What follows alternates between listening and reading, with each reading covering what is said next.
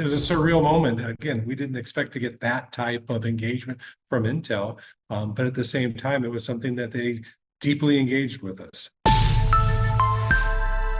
right, welcome back inside our proactive newsroom. And joining me now is Scott Francis. He's the Chief Technical Officer for TrustStamp. And Scott, it's good to see you again. How are you?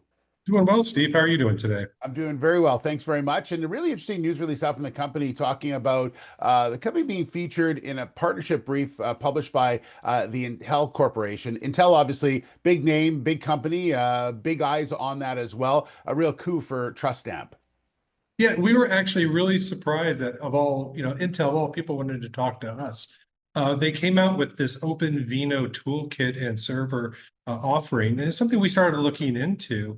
And we reached out in order to be part of this program that Intel had in order to help us kind of understand what it does. And then as soon as we did, they started engaging directly with us. It was kind of it was a surreal moment. Again, we didn't expect to get that type of engagement from Intel, but at the same time, it was something that they deeply engaged with us.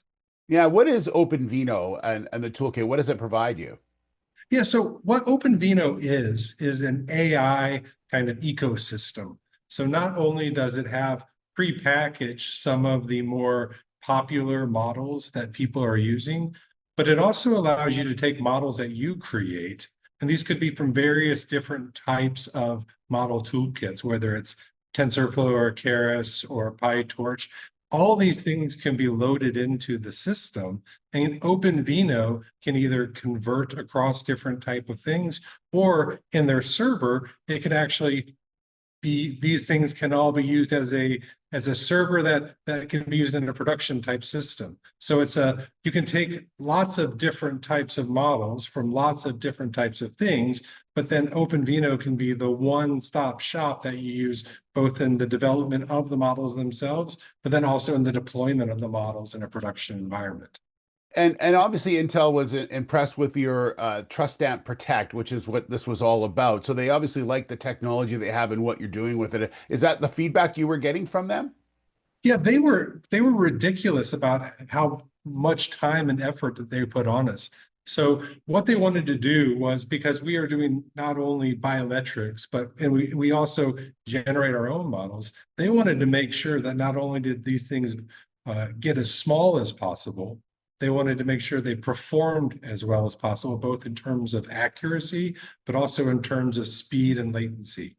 And so what they actually do is they will tell us also in the various different cloud providers what types of platforms we should target to launch on, and then they optimize those based upon the Intel architecture.